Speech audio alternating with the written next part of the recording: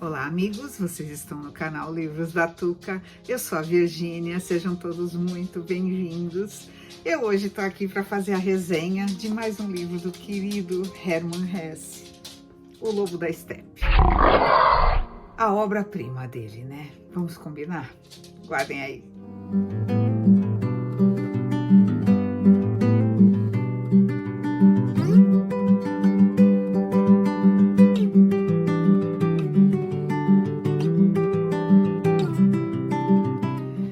Bom, gente, esse livro conta a história do personagem Harry Haller. Eu vou falar como se fala no inglês.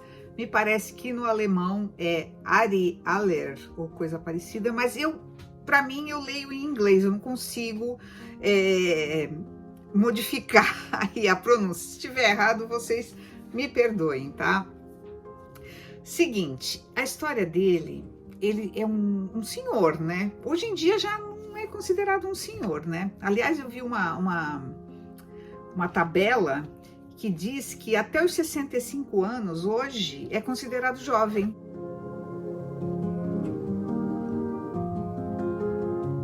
Olha que bacana, fiquei contente. Bom, mas aqui, esse livro foi publicado primeira vez em 1927, logo após a Primeira Guerra Mundial, né? Não fazia muitos anos. E esse livro, esse personagem, ele tem muito de autobiográfico do Hermann Hesse, a começar pelo nome, né? Ele colocou os dois com H, vocês perceberam, né? Então, esse Harry, ele tem 50 anos e ele é uma pessoa, como direi, ele é muito estudado, tá? Ele gosta muito de ler, gosta muito de música boa, ele gosta de Mozart, ele gosta de ler Goethe e outros tantos. Mas ele também é uma pessoa solitária, muito solitária. Ele prefere não ter muito contato com ninguém. E ele vive bem assim, né? Ele vive lá num pensionato, numa pensão. Mas, como todo solitário, ele tem as crises, né? E nessas crises, ele percebe que ele tem, como se convivesse dentro dele duas almas distintas, a do homem e a do lobo.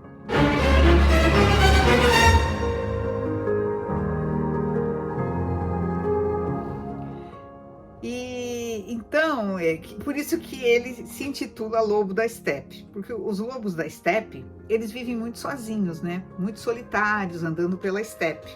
Então, por isso que ele fala que ele é o lobo da estepe. Inclusive, eu anotei aqui algumas coisas. Por exemplo, ele fala isso, olha, que todo homem é uno quanto ao corpo, mas não quanto à alma. Ou seja, ele quis dizer que dentro da gente, muitas vezes, a gente tem o bem e o mal, digamos assim, tá? Não necessariamente que o lobo seja o mal. Isso já é a minha opinião, tá? Talvez o mal seja o homem, o bom, o lobo. Fausto diz a frase que ficou célebre entre os professores e admirada com terror por filisteus: duas almas moram no meu peito. Nosso lobo da estepe crê levar também em seu peito duas almas, o lobo e o homem. E aí eu parei para pensar, inclusive com o grupo de leitura eu tenho falado que foi uma leitura em que eu parava, pensava, anotava, riscava. Gente, verdadeiro espetáculo, né? É a obra-prima dele mesmo.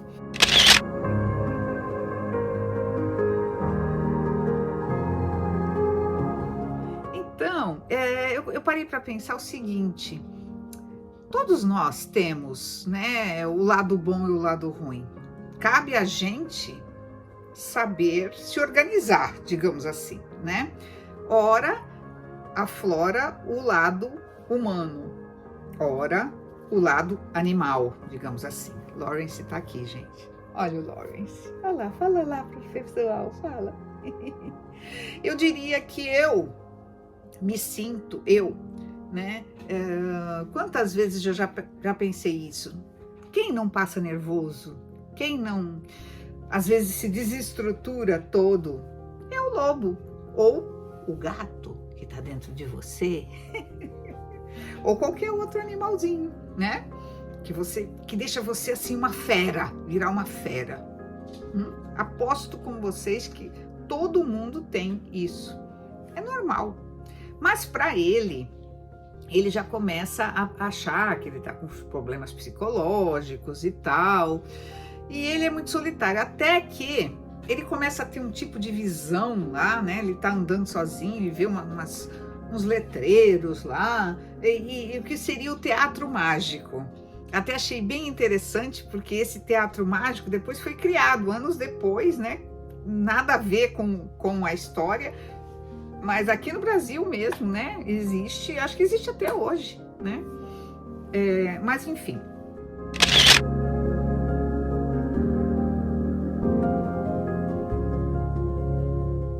E nesse teatro mágico, ele encontra um cara na rua, assim, que dá um panfleto para ele que diz lá anotações do Lobo da Estepe, uma coisa assim. E ele fica fascinado com aquilo, porque ele se vê na história. É um livro dentro de um livro, adoro isso, adoro. Ele se vê dentro da história. Mas enfim, depois vão aparecendo outros personagens, mas a ideia do Hermann Hesse, ele era uma pessoa muito pacifista. Ele queria passar para as pessoas a ideia de que não deveria haver violência. Ele não queria que houvesse uma nova guerra. Imagina, ele viveu nessa época, gente. Ele tinha acabado a Primeira Guerra Mundial, muita gente tinha morrido, muita destruição. E já estavam falando na Segunda, né? Que com certeza ocorreu. Então, é tudo muito triste, né? Ele não entende esse lado dos seres quererem brigar, né? Lutar entre si, não faz sentido mesmo, né? Não faz sentido para ninguém. Então, a história toda gira em torno disso, e ele vai passando ideias de pacifismo pra gente, muitas reflexões, né? Deixa eu ver. Eu marquei tanta coisa, gente, tanta coisa maravilhosa, fica até difícil. E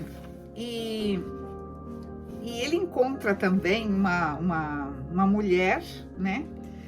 É muito interessante esse trecho. Ele fica meio que apaixonado por ela, uma mulher bem mais jovem, e porque o nome dela é Hermínia. Ela tem um nome, ele tem um amigo de infância que chamava-se Hermann. Ele fala que é um amigo de infância. Então ele falou: então seu nome é Hermínia? O nome dela é Hermínia. Até fiquei pensando, gente, será que ela não estava na imaginação dele? Será que aquilo realmente aconteceu? Mas eu só sei que ela começa a dar aulas de dança para ele, leva ele para espécies de barzinhos noturnos onde o pessoal dança e tal, para poder fazer.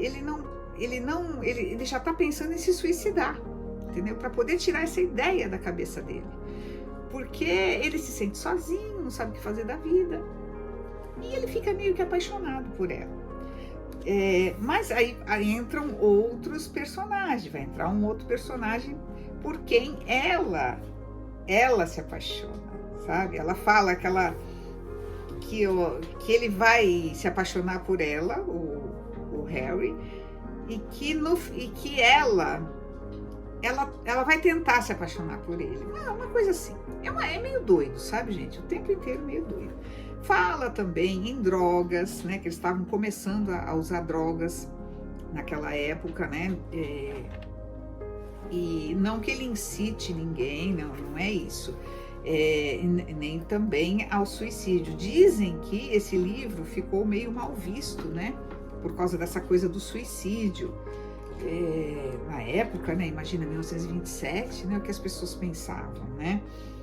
Mas eu não acho que ele tenha... Muito pelo contrário, a ideia dele é mostrar que não valeria a pena.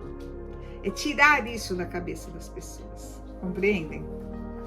Então, Agora eu acho que eu não vou achar o que eu queria mostrar para vocês aqui. Mas ele é cheio de ensinamentos, como sempre. Assim como Demian, como Siddhartha. Faz você parar, pensar, você pensa, você fala, ai, meu Deus, como que ele pode ter passado isso tudo para o papel, assim, sabe? Olha, magnífico a história, magnífico. Eu espero que vocês todos que leram no grupo tenham gostado tanto quanto eu, tá? A gente vai ter a nossa discussão agora, nesse domingo, dia 25, às 18 horas, tá? Eu aguardo todos para a gente bater aquele papo, para a gente,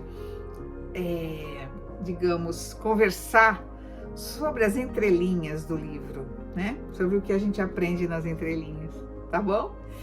Era isso, gente. Espero que vocês tenham gostado. Quem gostou, não esquece de colocar o positivo aqui, de comentar. Já leu o livro, já leu outros livros do Hermann Hesse, gosta do autor. Eu sou apaixonada desde que eu tinha 16 anos, 17 anos, né? Quando eu li Demian, que era o meu favorito. Continua sendo, viu? Esse aqui é uma obra-prima, mas eu ainda prefiro Demian. Sou apaixonada por aquele livro. Fazer o quê? Obrigado, gente. Um beijo. Tchau!